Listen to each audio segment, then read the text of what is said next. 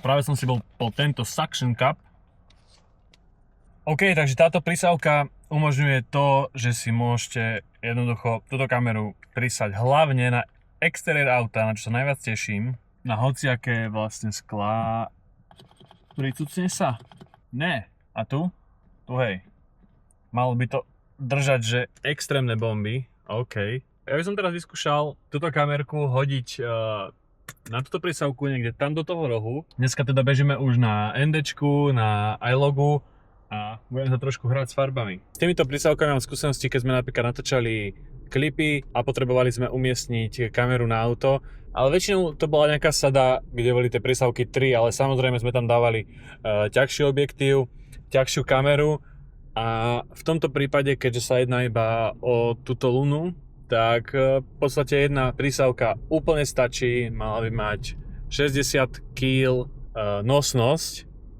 Samotné rameno má nosnosť nejaké 3 kg, čo by malo postačovať aj na klasickú proste bezrkadlovku, mirrorless kameru s objektívom. Malo by to udržať, aj keď to by som asi neriskoval. Páči sa mi na tom aj to, že to nemusím využívať len na takéto scény s autom. Môžem to využiť napríklad, keď chcem tú kameru pripevniť niekde na sklo. Dokonca by sa to malo dať pricucnúť aj na také povrchy, ako aj skriňa a drevo a také samozrejme, čo sú asi hladšie.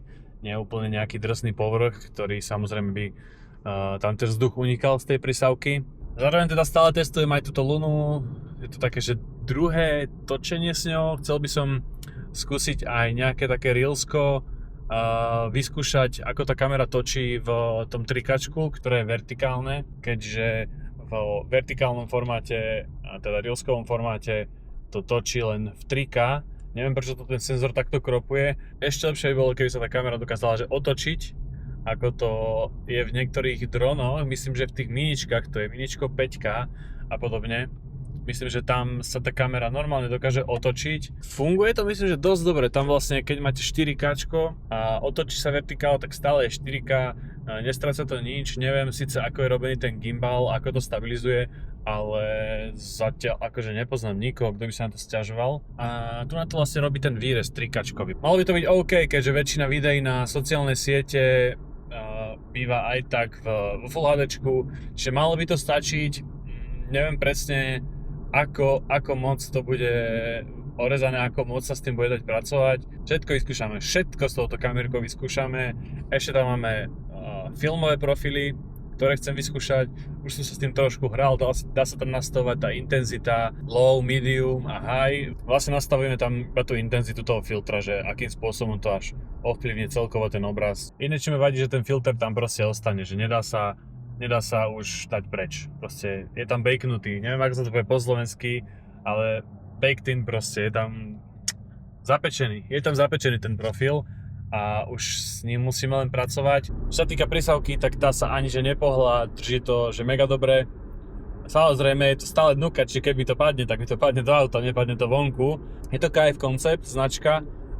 Keď som túto značku prvýkrát objavil, tak v podstate ešte mám pocit, že začínali, ale nie som si istý. Ale myslím, že neboli až tak známi ako teraz, nemali také portfólio tých produktov a teraz v tejto dobe už majú cez filtre, cez nejaké, myslím, že aj mountovacie veci, ako však napríklad ako táto prísavka. No majú toho už akože o dosť viac ako kedysi, robia kvalitne tie veci, keďže tí ľudia to kupujú. Takže som sa nebal ísť ja ani do tejto prísavky, aj keď väčšinou sme, myslím, používali tie Avenger, či jak sa to volá. Myslím, že Avengery sú to tie prísavky, také úplne najklasickejšie. A ešte sme používali aj takú sadu od Smallrigu, čo je možno aj taká výhoda týchto kamier, že sa takto posúvajú, že niekedy tie zábery, dajme tomu 20-30 rokov dozadu, bolo fakt náročné spraviť nejaký takýto záber, keďže potrebovali ste narigovať obrovskú kameru na auto, potrebovali ste štáb ľudí, nejakých, no proste na takéto nejaký záber by bolo treba oveľa viac ľudí a možno by to stále nebolo aj v tejto kvalite, ako to je teraz. Tá doba, čo je tu, tak nám dáva že extrémne možnosti natočiť aj sám pre seba, akože luxusné závery v podstate. že 10-bitové farby, čo ponúka táto kamera, to je extrém. Ja si pamätám, keď som točil ešte na starej Soničke A6500, ktorá mala iba 8-bitové video. To video vyzeralo, že pekne, ale bol tam 8 bit a teraz už aj v takejto malej kamere je proste 10-bitové video. To je mega dobré.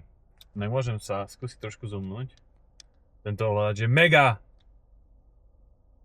Som na semafore, či teraz skúsime dať takýto. Dám sa aj trackovať, čo to spraví.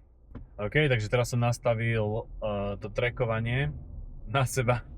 Máme to na trojkovom zoome a vlastne len som to chcel vyskúšať. To je všetko. Na ďalšom semafore som zase opravil trošku inakšiu kompozíciu a vyskúšame. Inak testujem trošku aj, či táto kamera neprehreje. Je celkom teplo, akože však v aute mám klímu, hej, tu je celkom fajn. Začína byť niekedy horúca, keď natočím už niečo dlhšie. Niečo som si skúšal aj googliť, reditovať. Ľudia písali, že tá kamera sa jednoducho neprehreje a že je to v podstate normálne, že v takomto malom tele, keď máme že 4K, 10 bit, celkom veľký bitrate, neviem presne aká je tá hodnota toho bitrateu, ale je to podľa mňa že dosť. Dáva to zabrať podľa mňa tomu chladeniu. A aj keď točím na iPhone, tak sa tiež akože dokáže dosť prehriať.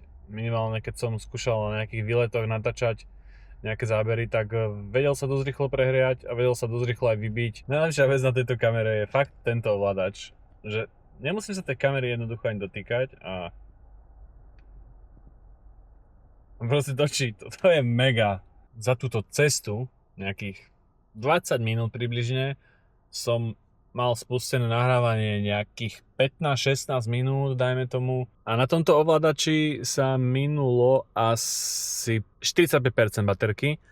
Trošku sa prehrial, ale zase keď ho dám naspäť, tak sa akože v podstate nabije hneď, si myslím. Aj tak asi nebudem to nejako extrémne používať na takéto nejaké dlhé takey, že by som šiel hodinu nahrávať. Samozrejme, asi si ľudia túto kameru nekupujú napríklad na podcast, kde potrebujú mať dlhý záznam. Ešte som chcel vyskúšať jednu vec, a to je, či táto kamerka sa neprehriala, ale je celkom horúca, ale že by tam bol nejaký náznak toho, že by sa išla vypnúť, alebo že by mi niečo naskočilo na tomto displeji, že sa ide vypnúť, tak to som tam nevidel. A čo sa týka prísavky, vydržala až do konca, čiže solid.